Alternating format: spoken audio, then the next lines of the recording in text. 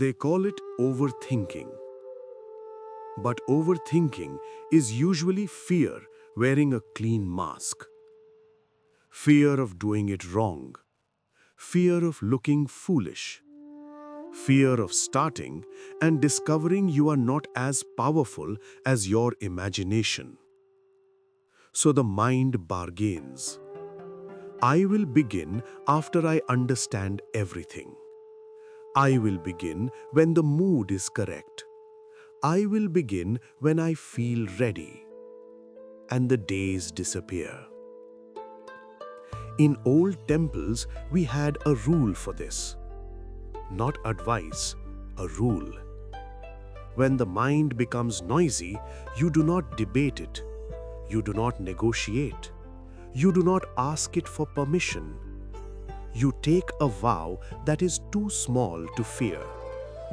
20 seconds. Not 20 minutes. Not a full plan. 20 seconds of the first motion. Because overthinking cannot survive contact with a real beginning. Picture a young student in a training hall. He sits with a brush above paper. His hand shakes, not because the brush is heavy, because eyes are heavy. A boy stands behind him, too close, smiling like a blade. That smile is not strength, it is pressure. The student's throat tightens. His mind runs ahead to failure, and he calls it thinking. The monk steps in, not loud, not dramatic, calm. He does not say, "Be confident." Confidence is too big for a frightened body. He says, "Begin small enough that fear is embarrassed." He places a pebble in the student's palm. A pebble is not impressive. That is the point. Then he turns an hourglass and he says, "For 20 seconds, we only begin. We do not judge. We do not perform. We only move." The bully laughs quietly. The student stiffens again. So the monk changes one thing. He changes the room. He stands between the bully and the student. He becomes a wall. Many people fail not because the task is hard, but because the room is hostile. So if you want discipline, protect the room. Remove the eyes that feed your fear. Remove the voices that drain your courage. Or if you cannot remove them, place something between you and them.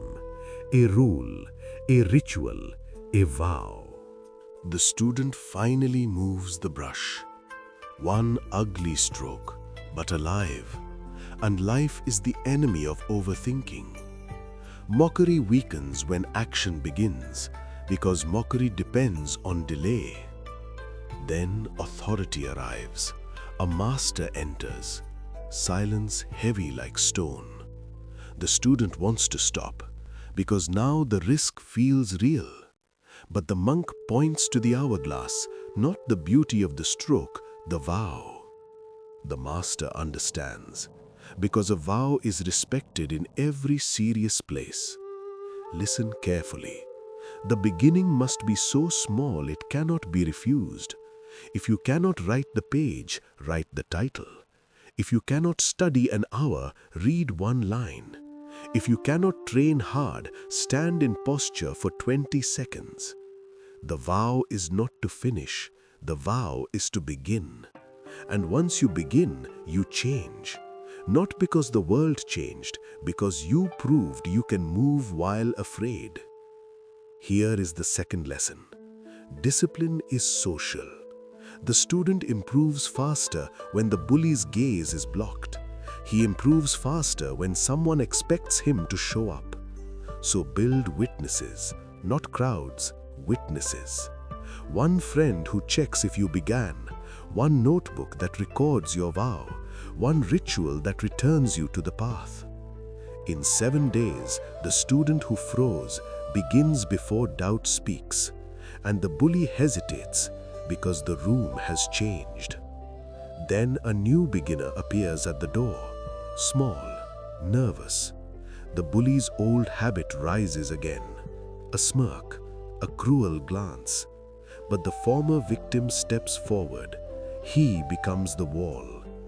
That is how discipline spreads, not through speeches, through behavior that others can copy. Tonight, do not ask for motivation.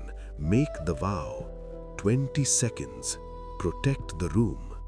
Put the phone away. Close the door. Choose a place where your eyes cannot wander. Set your hourglass, even if it is only in your mind. Begin. When you finish, do not celebrate loudly. Just bow to the work. Then return tomorrow, because a small vow repeated becomes a life.